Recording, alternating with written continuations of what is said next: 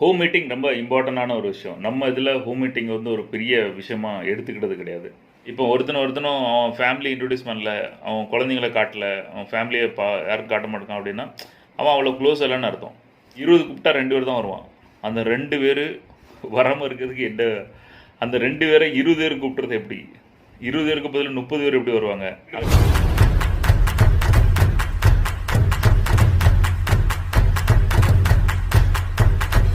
Home meeting ரொம்ப இம்பார்ட்டண்டான ஒரு விஷயம். நம்ம இதில் ஹோம் மீட்டிங் வந்து ஒரு பெரிய விஷயமா எடுத்துக்கிட்டது கிடையாது. ஹோம் மீட்டிங்கோட பவர்ஃபுல் என்னன்னு தெரியாது. நிறைய கம்பெனிஸில் வந்து ஹோம் மீட்டிங் பண்ணாமல் இருக்கிறவங்கள நான் வந்து ஹோம் மீட்டிங் பண்ண வச்சுருக்கேன். ஹோம் மீட்டிங்னா அது தப்பு, எதனாலும் இங்கே தான் பேசணும், ஆஃபீஸில் தான் பேசணும் அப்படின்னா ஹோம் மீட்டிங்கில் பேசணும். ஹோம் மீட்டிங் பண்ணும்போது 2 விஷயம். ஒன்று வந்துட்டு உங்களுக்கு நீங்கள் அவ்வளோ உண்மையாக இருந்தால் தான் ஒரு வீட்டில் போய் பேச முடியும் இல்லையா? உங்கள் வீட்டுக்கு யாரையும் கூப்பிட முடியும். ஸோ அதுலேயே ஒரு விஷயம் ஜென்யூனிட்டி தெரியும் ஹோம் மீட்டிங்கில். ரெண்டாவது, எப்போவுமே எவனும் ஃபேமிலி இன்வால்வ் பண்ண மாட்டான். முதல்ல ஒரு பிஸ்னஸாக இருக்கட்டும், எதாக இருந்தாலும் வெளியே தான் பேசுவான், வெளியே தான் பண்ணுவான். ஒரு ஃபேமிலி இன்வால்வ் ஆகி பண்ணுறோம் அப்படின்னா அதில் எவ்வளோ ஜென்யூனிட்டி இருக்குன்னு தெரியும்.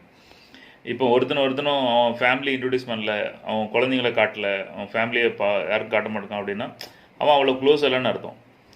அந்த மாதிரி ஹோம் மீட்டிங்கில் நீங்கள் இன்ட்ரடியூஸ் பண்ணும்போது உங்களுக்குள்ள நிறைய காட்டாமல் இருக்குது 2-3 காரணம் இருக்கலாம். இன்ஃபீரியாரிட்டி காம்ப்ளெக்ஸ் இருக்கலாம், அல்லது வேறு தப்பான எண்ணங்கள் ஏதாவது இருக்கலாம், அல்லது எதுனாலும் இருக்கலாம். ஆனால் பிஸ்னஸில் வந்து நீங்கள் ஹோம் மீட்டிங் அப்படின்னு பண்ணும்போது ஃபேமிலி மீட் பண்ணும்போது அது வேறு லெவலில் போகும். அதோட இம்பேக்ட் வந்து அஃப்கோர்ஸ் நம்ம வீட்லேயும் அதுக்கு சம்மதிக்கணும். அது ஒரு பக்கம். நிறைய பேருக்கு வீட்டுக்கு பிடிக்காமலே பண்ணிகிட்டு இருப்பாங்க. ஹோம் மீட்டிங் எங்கேருந்து பண்ண அந்த கதை.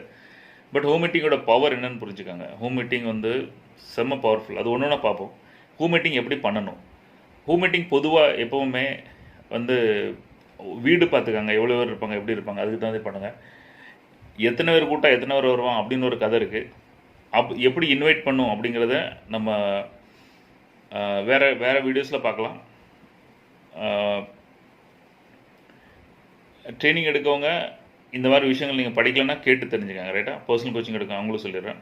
ஆல்ரெடி நம்ம லெசன்ஸ் எல்லாம் கவர் பண்ணியிருக்கோம். அந்த விஷயங்கள் பாருங்கள். 20 கூப்பிட்டா 2 பேர் தான் வருவான். அந்த 2 பேர் வராமல் இருக்கிறதுக்கு அந்த 2 பேரை 20 பேர் கூப்பிட்றது எப்படி? 20 பேருக்கு பதில் 30 பேர் எப்படி வருவாங்க?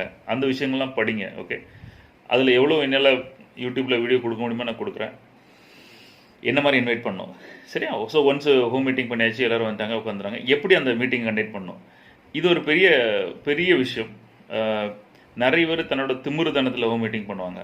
ரொம்ப ஆராஜகம் பண்ணிவிட்டு திமிருதனம் பண்ணிட்டு அந்த மாதிரிலாம் பண்ணாதீங்க. ஹோம் மீட்டிங் ரொம்ப கேஷுவலாக ஃப்ரெண்ட்லியாக அந்த மாதிரி எடுங்க. லீடர் அப்படின்னு 2 கொம்பு முளைச்சிடாம, ஓகே, அதே கொம்பு முளைச்சிட்டு போய் இருக்கிறது, வைக்கிறது, பேசுகிறது அந்த மாதிரிலாம். எல்லாத்தையும் கேஷுவலாக பழங்க, கேஷுவலாக இருங்க. ரைட்டா? அது வீடு எப்படி இருக்குன்னு அதுக்கு தகுந்தபடி பார்த்துட்டு ஹோம் மீட்டிங் பண்ணுங்கள். ரைட்டா? கன்ஃபார்ம். இதில் இன்னும் நிறைய இருக்குது. ஏன்னா இன்வைட் பண்ணும்போது எவ்வளோ வருவாங்க அந்த விஷயங்கள்லாம் இருக்குது. அதை நம்ம அடுத்த வீடியோவில் பேசுவோம். பட் ஒன்ஸ் வந்துட்டாங்க, ஒன்ஸ் பண்ணுறீங்க, ஹோம் மீட்டிங் பண்ணும் போது மேக்ஸிமம் எப்போவாவது ஒரே ஒரு ஸ்பீக்கர் வச்சுருக்காங்க. ஹோம் மீட்டிங்கில் 2-3 ஸ்பீக்கர் வைக்காதீங்க. அது வந்து ஒரு குழப்பத்தை உண்டு பண்ணும். ஹோம் மீட்டிங் ஒரு மீட்டிங் என்ன, ஹோம் மீட்டிங் ஃபஸ்ட் டைம் பண்ணுறது என்னென்னா, ஒன்று நம்ம ஜென்யூனிட்டி காட்டுறதும், இந்த இந்த இந்த பிஸ்னஸ் எவ்வளோ பவர்ஃபுல்லு, எப்படி ஒன்று வந்து பண்ணணும் அப்படின்னு காட்டுறதுக்கும் ஒரு விஷயம். ஜென்ரலாக ஒரு அவேர்னஸ், ஒரு ஒரு ஒரு பேசிக்கான விஷயம் கொடுக்கறது மட்டும்தான் வந்து ஹோம் மீட்டிங்கில் பண்ணணும். ஹோம் மீட்டிங்கில் ஜென்ரலாக வந்து இது ஸ்பெஷலி ப்ராடக்ட் பேஸ்டு கம்பெனி சொல்கிறேன். யாரெல்லாம் ப்ராடக்ட் சேல் பண்ணுறீங்க, ஹெல்த் ப்ராடக்ட் அந்த மாதிரி விஷயங்கள், ப்ராடக்ட் எக்ஸாக்டாக ப்ராடக்ட் கொடுத்து காசு வாங்குறதுன்னா கண்டிப்பாக ஹோம் மீட்டிங் பண்ணும்போது ப்ராடக்ட்ஸ் கையில் வச்சுக்காங்க. ஓகே, அந்த அந்த அந்த ப்ராடக்ட் பற்றி பேசுகிறது, அதை பற்றி பேசுகிறது. ப்ராடக்ட் பிஸ்னஸ் பண்ணுறவங்க வந்துட்டு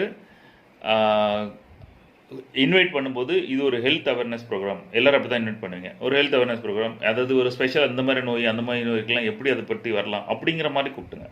நீங்கள் ஸ்டார்டிங் நெட்வொர்க் மார்க்கெட்டிங் பிஸ்னஸ் அப்படின்னு சொன்னால் ₹1 எட்டி வாங்க மாட்டோம், சரி? ஸோ அந்த மாதிரி ஒரு ஹெல்த் அவேர்னஸ் ப்ரோக்ராம் அப்படி தான் கூப்பிடுவீங்க. எல்லோரும் கூப்பிடாதீங்க, அதை பற்றி பண்ணுங்கள். ஏதாவது ஒரு அவேர்னஸ், ஒரு ஃப்ரீயாக ஒரு நாலேஜ் கொடுக்குறாங்க, அவேர்னஸ் கொடுங்க, அந்த மாதிரி கூப்பிட்டு வெறும் ஃப்ரீயாக அவேர்னஸ் மட்டும் கொடுங்க. அது எண்டில் இந்த மாதிரி பண்ணுறவங்க இந்த மாதிரி இதை ஒரு பிஸ்னஸாக எடுத்து பண்ணலாம். எப்படி ப்ராடக்ட் வந்து உங்களுக்கு பிடிச்சிட்டோ, ப்ராடக்ட் வந்து உங்களுக்கு ஓகே, ப்ராடக்டோட இருக்கிற பெனிஃபிட்லாம் தெரிஞ்சிட்டோ, அப்புறம் பிஸ்னஸ் பற்றி பேசுங்க. ஸ்டார்டிங்கில் பிஸ்னஸ் பற்றி பேசாதீங்க ஹோம் மீட்டிங்கில். அதுவும் ஜஸ்ட்டு ஹிண்டு கொடுத்துட்டு விட்டுறணும். அதில் உட்காந்து ஃபுல்லாக ப்ராடக்ட் பிளானுக்கலான்னு அதில் போகாதீங்க. எகெயின் ஒரு பெரிய பிரச்சனை ஆயிரும். அதே மாதிரி சர்வீஸ் பேஸ்டு, அதாவது ப்ராடக்ட் இல்லை பட் சர்வீஸ் பேஸ்டு, ஏதாவது ஆன்லைன் பிஸ்னஸ்ஸு, எஜுகேஷன்ஸ் அந்த மாதிரி ப்ராடக்ட் கையில் இல்லை சார், பட் விர்ச்சுவலான ப்ராடக்ட்ஸ் ஏதாவது இருக்கும், அந்த மாதிரி சர்வீஸ் அந்த மாதிரி கம்பெனிஸ். நீங்கள் நெட்வொர்க் மார்க்கெட்டிங்கோட பவர் என்னென்னு பேசுங்க. அதாவது ஒரு பிஸ்னஸ் ஆப்பர்ச்சுனிட்டி, ஒரு பிஸ்னஸ் எப்படி இருக்கலாம், மாதம் ஒரு 2000-3000 சம்பாதிக்கலாம், எப்படி என்ன கதை, நம்ம வேலையும் போக பண்ண முடியுமா, அது எப்படி பண்ணும், அது ஒரு அவேர்னஸ். வாங்க வரட்ட போங்க, இந்த மாதிரி ஒன்று இருக்குது அப்படின்னு சொல்லிட்டு பிந்தாஸாக 10 பேர் கூப்பிட்டா 10 பேர் வரணும்னு நினைக்காதீங்க. 10 பேர் எப்படி கூப்பிடணும் அப்படிங்கிறத நம்ம அடுத்ததில் பார்ப்போம். 10 பேர் கூப்பிட்டா 20 பேர் வருவான், அது எப்படின்னு அப்போ அடுத்ததில் பார்ப்போம். நான் ப்ராக்டிக்கலாக சொல்லி கொடுத்து வீட்டில் காணாமல் இடம் இல்லாமல் போய் அந்த மாதிரிலாம் இருக்குது. ஓகே, அந்த மாதிரி கூப்பிடணும். ஓகே, அது நம்ம பார்ப்போம். ஸோ வந்ததுக்கப்புறம் அவங்கள்ட்ட வந்து எப்படி நீங்கள் வந்து ஸ்டார்ட் பண்ணணும் அப்படின்னா, மேக்ஸிமம் வந்து அரை மணி நேரத்துலேருந்து 3/4 மணி நேரம் வரைக்கும் வைங்க. ரொம்ப நேரம் ஹோம் மீட்டிங் பண்ணாதீங்க. அது மாதிரி சொல்லுங்கள், ஷார்ப் ஆரம்பிக்கும், ஷார்ப்பாக முடியும். பிறகு வந்தோன்னா வெறும் டீயை தான் குடிச்சிட்டு போகணும், டீ காஃபி குடிக்கணும், மீட்டிங் பண்ண முடியாது.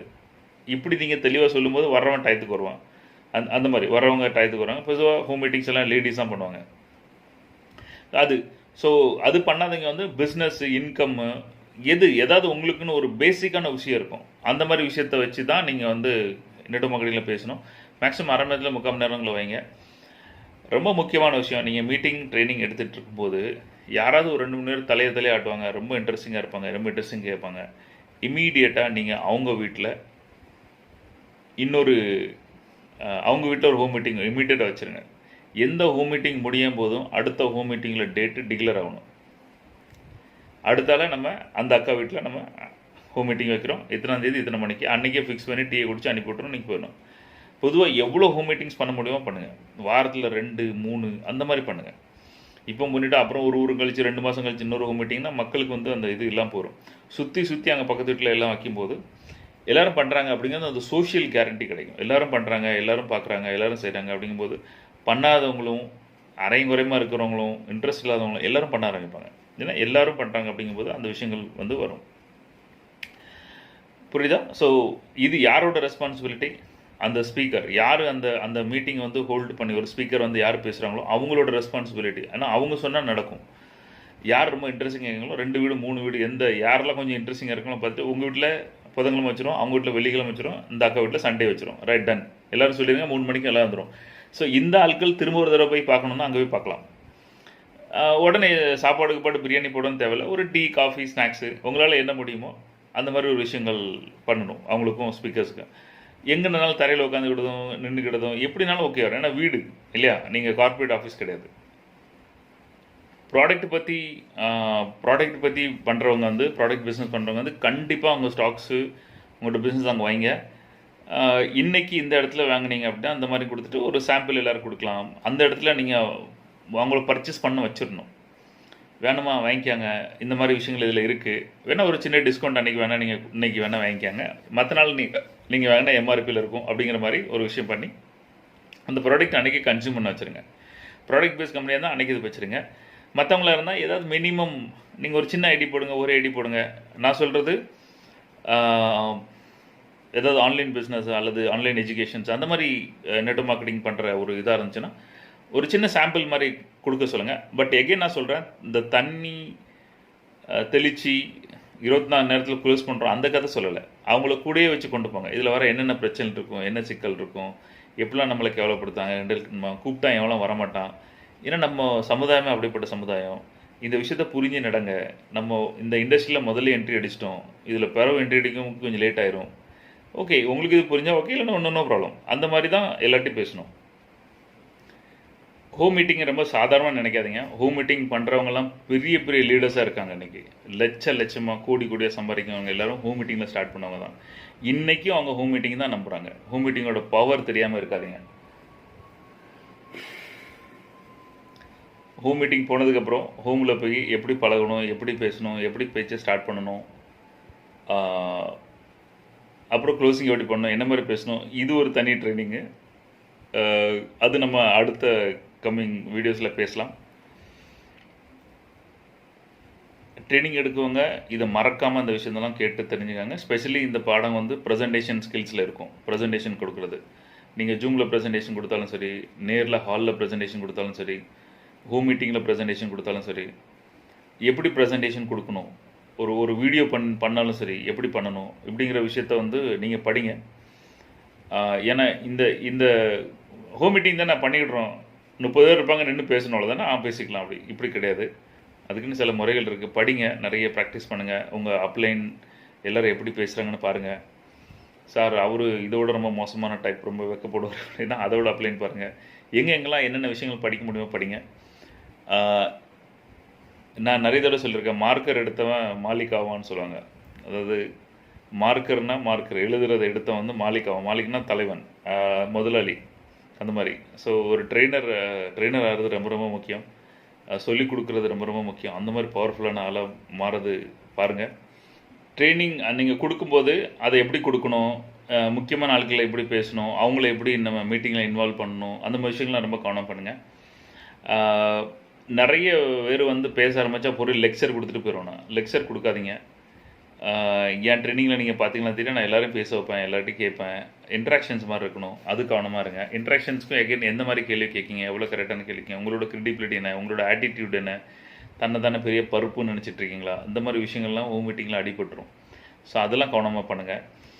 ஹூம் மீட்டிங்கோட பவர் தெரியாமல் இருக்காதீங்க. எஸ், கொரோனா அதெல்லாம் முடிட்டோம், நம்ம கண்டிப்பாக அந்த விஷயங்கள்லாம் மாறும். பட் சென்ஸ் கொஞ்சம் ரிலாக்ஸ் ஆகி அந்த விஷயங்கள்லாம் பண்ணும்போது இதை கொண்டு வாங்க. இல்லை நேரம் நீங்கள் ஜூமு இந்த மாதிரி விஷயங்கள் கூட நீங்கள் ஸ்டார்ட் பண்ணலாம். பட் அந்த ப்ரெசன்டேஷன் எப்படி பண்ணணும், அது அது அது எப்படி ஸ்டார்ட் பண்ணணும், என்ன மாதிரி விஷயம் பண்ணணும், அதை கண்டிப்பாக படிங்க. ஏன்னா அவங்களோட அந்த இன்ட்ராக்ஷன்ஸே உங்களை வந்து அங்கேயே மக்கள் ஃப்ளாட் ஆகிடுவாங்க. ஓகே, உங்கள் ப்ராடக்ட் என்ன, கம்பெனி என்ன, உங்கள் பேக்ரவுண்ட் என்ன, எவனும் பார்க்க போகிறது கிடையாது. உங்களை பிடிச்சிருந்துச்சுன்னா அவங்க கூட ஃபாலோ பண்ணுவாங்க. ஓகே, நான் நிறைய தடவை சொல்கிறது தான். இப்போ நான் வந்து ஒரு கம்பெனி ஆரம்பிக்க வருவீங்களா அப்படின்னா எல்லோரும் வந்துடுவாங்க. அந்த மாதிரி வருவீங்களான்னா சும்மா இப்போ ஸ்டார்டிங் பண்ணுறோம், உங்கள் கம்பெனியில் வேலை பார்க்குறோம் நான் சொல்ல வரல. ஒரு ஒரு ஒரு நல்ல ப்ரெசென்டராக இருந்தீங்கன்னா, நல்லா பேச தெரிஞ்சு, நல்லா உங்களுக்கு பிளான் கொடுக்க தெரிஞ்சு, அப்புறம் மீட்டிங் எடுக்க தெரிஞ்சு, எல்லோரும் கூட நல்லா பழகுனீங்க. ஸ்பெஷலி இந்த ஹூம் மீட்டிங் வந்து நம்மள இதெல்லாம் நிறைய டெவலப் பண்ணும். இந்த விஷயம் பண்ணிங்க அப்படின்னா ஒரு வேறு லெவலில் போகும். எனக்கு தெரியல யாரெல்லாம் ஹோம் மீட்டிங் பண்ணிகிட்டு இருக்கீங்கன்னு. ஹோம் மீட்டிங் பண்ணாதவங்களாம் பண்ண ஆரம்பிங்க. இதோட பவர் வேறு லெவலில் உண்டு. ஓகே, யாரெல்லாம் ஹோம் மீட்டிங் பண்ணியிருக்கீங்க, எப்படி இருக்குது, அதோட ரிசல்ட்ஸ் என்னென்னு கீழே கமெண்ட் பண்ணுங்கள். இல்லை நீங்கள் இது வரைக்கும் பண்ணினது இல்லைன்னா சொல்லுங்கள். பண்ணாதவங்க பண்ண ஆரம்பிங்க, ப்ராக்டிஸ் பண்ணுங்கள். அதை பற்றி இன்னும் கம்மிங் வீடியோஸ்லாம் பேசுவோம்.